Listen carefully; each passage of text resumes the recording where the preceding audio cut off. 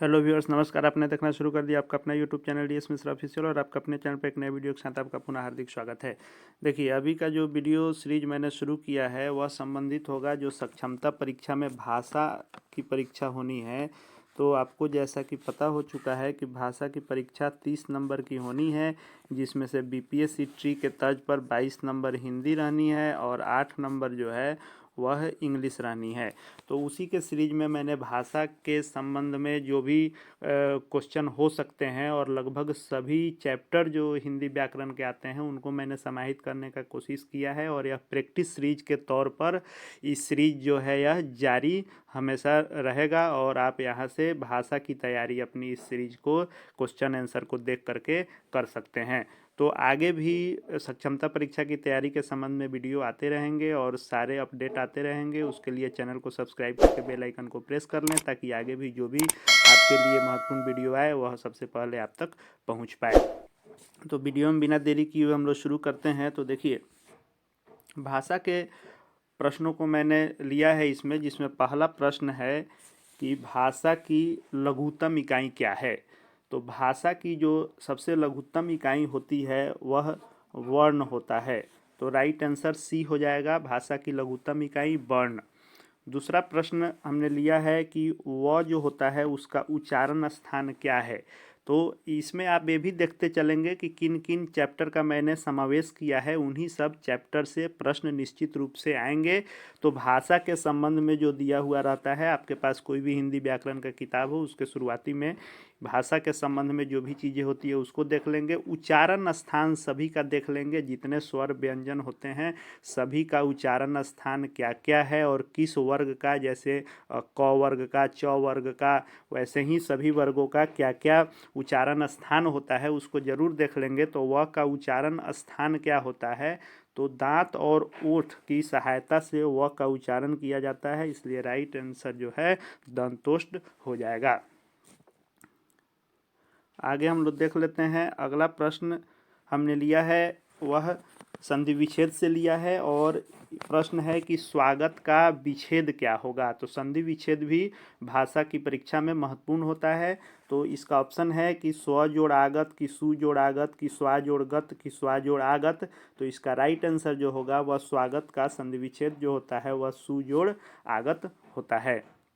चौथा प्रश्न हमने लिया है, ये भी संधि विच्छेद से ही है, कि निरोग का विच्छेद क्या होगा। निह जोड़ रोग होगा, कि नी जोड़ रोग होगा, कि नीरो जोड़ ग होगा, कि नीर जोड़ ओग होगा।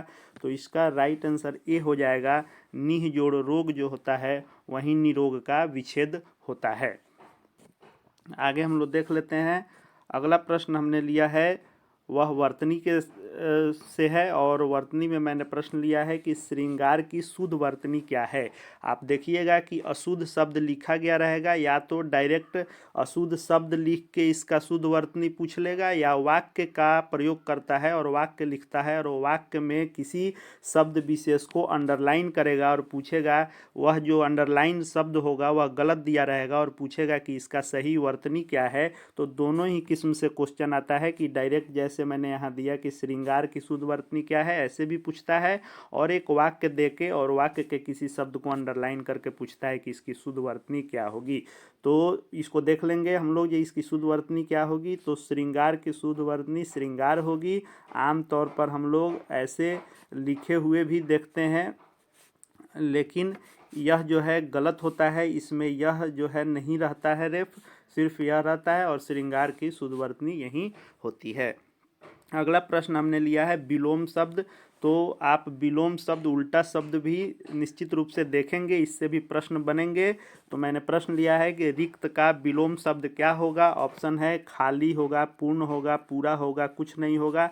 तो विलोम शब्द का मतलब उल्टा शब्द, तो खाली रिक्त का जो उल्टा होगा वह होगा पूर्ण होगा। रिक्त का उल्टा पूर्ण होता है, इसलिए राइट आंसर बी हो जाएगा। अगले प्रश्न को हम लोग देखते हैं।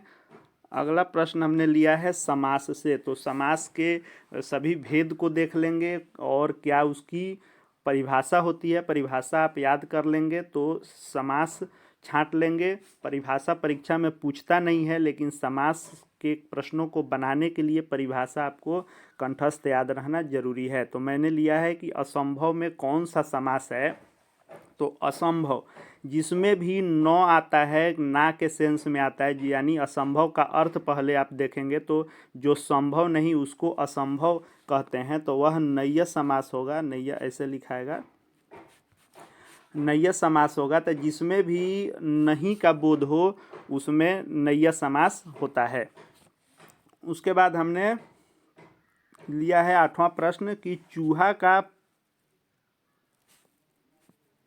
पर्यायवाची शब्द जो है वह क्या है। तो आप उल्टा शब्द, विलोम शब्द के साथ साथ जो एक ही अर्थ वाले विभिन्न शब्द होते हैं उसको आप लोग देख लेंगे कि चूहा का क्या होता है। तो चूहा का आखू होता है कि खनक होता है कि रजनीचर होता है, कृषाणु होता है। तो चूहा का आखू भी जो होता है पर्यायवाची शब्द आखू होता है। तो विलोम के साथ साथ इसको भी देखना महत्वपूर्ण होगा। आइए अगला प्रश्न देखते हैं। 9 नंबर प्रश्न है कि शब्द के बारे में देता है, कि शब्द दे देता है और पूछता है कि कौन इसमें से तत्सम है और कौन जो है तद्भव है। तो आप इन दोनों शब्दों को याद करेंगे। उसके बाद पूछता है कि कौन देशज है और कौन विदेशज है। इन सब शब्दों को आप जरूर देख लेंगे। तो इसमें हमने प्रश्न उठाया है कि कौन सा शब्द जो है तत्सम है। तो आप देखेंगे आग दिया है, ग्राम दिया है, बोतल और पेन। तो इसका अर्थ होता है कि जो संस्कृत से हूबहू लिए गए रहते हैं, तो ग्राम जो है इसका राइट आंसर बी हो जाएगा। फिर समास से मैंने एक प्रश्न लिया है कि त्रिभुज में कौन सा समास है। आप इसको देखेंगे तो त्रिभुज जिसमें भी कोई अंक आता हो, कोई मात्रा आती हो, वह सभी जो समास होते हैं द्विगु समास के अंतर्गत आते हैं और इसीलिए इसका राइट आंसर सी हो जाएगा। आगे हम लोग देखते हैं। देखिए, यदि अब तक हमारे चैनल से नहीं जुड़ पाए हैं तो चैनल को सब्सक्राइब निश्चित रूप से कर लेंगे, क्योंकि आगे जो भी वीडियो आए, तो जिस माध्यम से आपके पास यह वीडियो आया है वह हो सकता है कि अगले बार आप तक पहुंच नहीं हो पाए, इसलिए सब्सक्राइब करके बेल आइकन को प्रेस कर लेंगे तो जो भी वीडियो आपके लिए उपयोगी आएगा, क्योंकि आपका जो यह DS मिश्रा ऑफिशियल चैनल है पूर्णतः शिक्षा जगत और शिक्षकों को ही समर्पित चैनल है और आपके लिए महत्वपूर्ण वीडियो आते रहते हैं। छात्र, अभ्यर्थी, शिक्षा जगत, शिक्षकों से संबंधित ही हर प्रकार के वीडियो यहाँ देखने को मिलते हैं और उपयोगी लग रहा हो वीडियो तो ज़रूर लाइक करेंगे और अन्य लोगों के लिए भी शेयर करेंगे, ताकि वो भी इससे जो भी फ़ायदा मिल सके उठा सके, और कमेंट करके बताएंगे कि और किस टाइप का वीडियो आप हमारे चैनल पर देखना चाहेंगे। अगला क्वेश्चन हम लोग देख लेते हैं। 11 नंबर प्रश्न देखते हैं।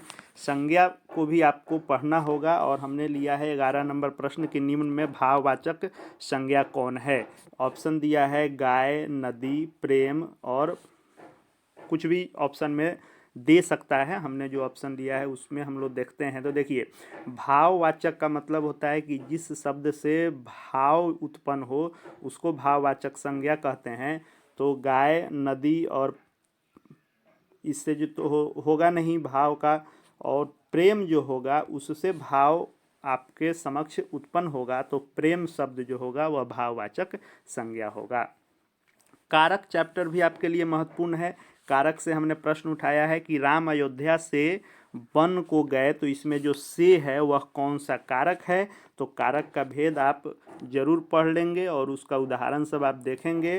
तो ऑप्शन है, ये 4 ऑप्शन दिए गए हैं। तो देखिए, जब से आएगा तो कारक में से 2 होता है, करण भी से होता है और आपादान भी से होता है, लेकिन दोनों का प्रयोग अलग अलग होता है। तो करण के लिए से का प्रयोग होता है जहाँ उसका संबंध करने से हो। जैसे मान लीजिए कि वह पेन से लिखता है, तो यहाँ पर से पूछेगा जो कौन सा कारक है, तो वह करण हो जाएगा।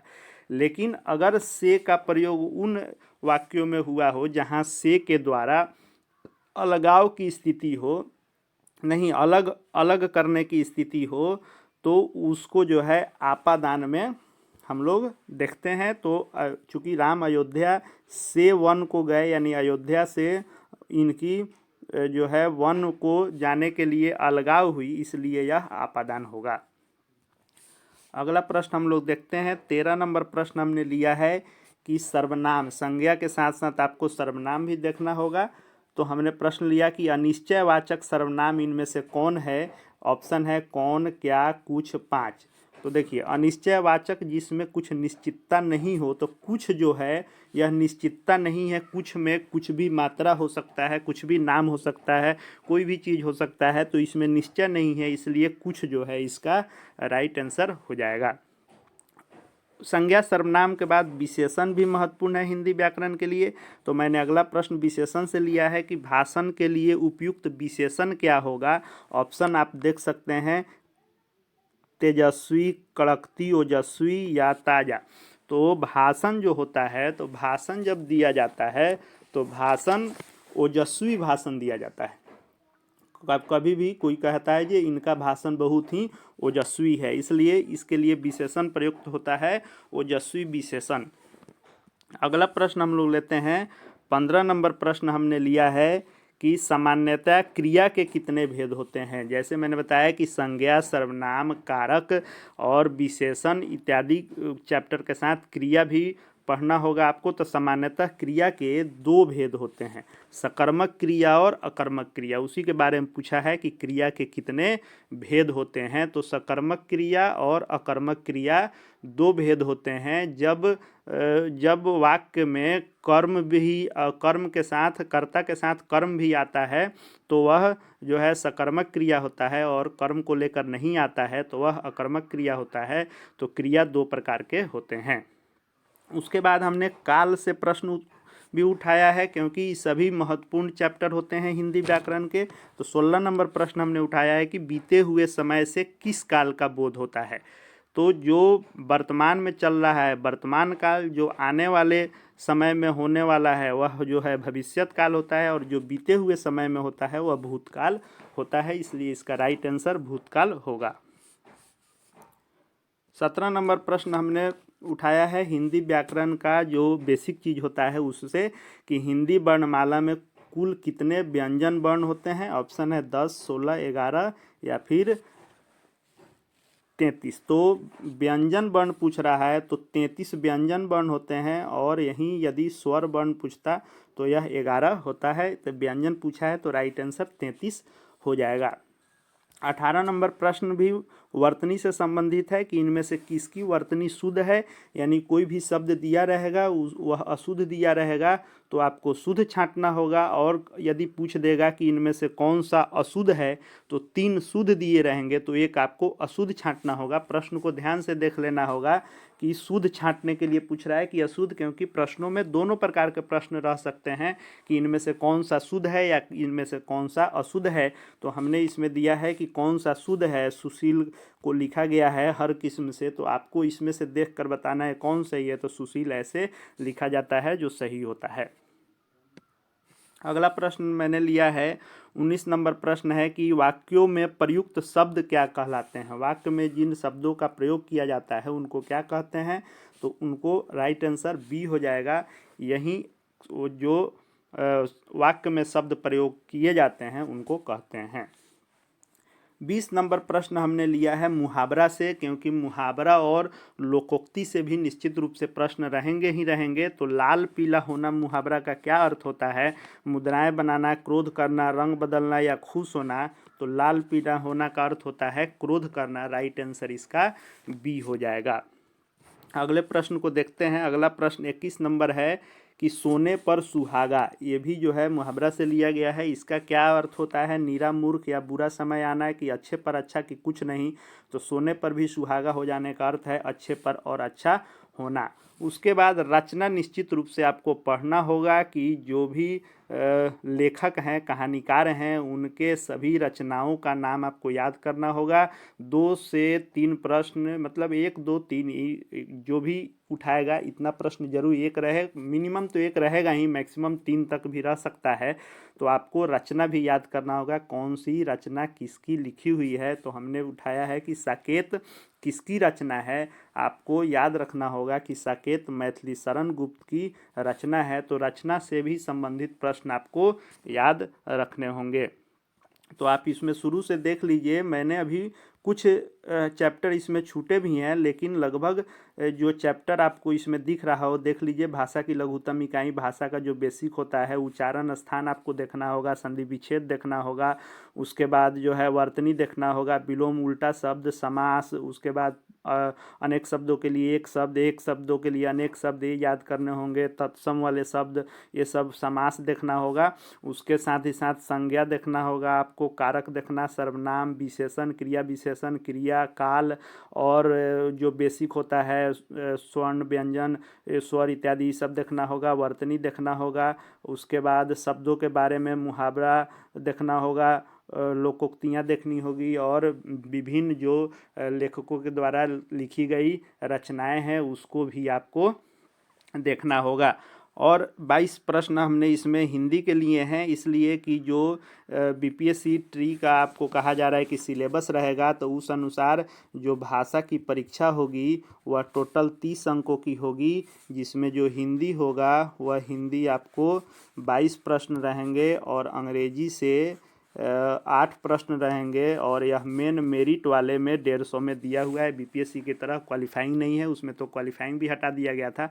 अंग्रेजी बेसिक ही रहेगा, आपको अंग्रेजी का अगर हिंदी अर्थ निकालने आ जाता है तो आप निश्चित रूप से उसको देख पाएंगे। आगे उससे भी संबंधित वीडियो मैं लाने की कोशिश करूँगा, क्योंकि समय का अभाव है, इसलिए आपके लिए बहुत सारा चीज़ है। कोशिश हो रही है कि जितना अधिक आपको लाभ दिया जा सके। आगे भी सक्षमता परीक्षा से जुड़ी हुई हर एक अपडेट देखते रहने के लिए और सक्षमता परीक्षा की तैयारी के लिए चैनल को सब्सक्राइब करके बेल आइकन को प्रेस कर लेंगे, और हमारे Telegram channel DS Mishra official से भी जुड़ जाएंगे। वहाँ भी सब तैयारी से संबंधित सामग्री आपको मिलती रहेगी। इस वीडियो को देखने के लिए आपका बहुत बहुत धन्यवाद।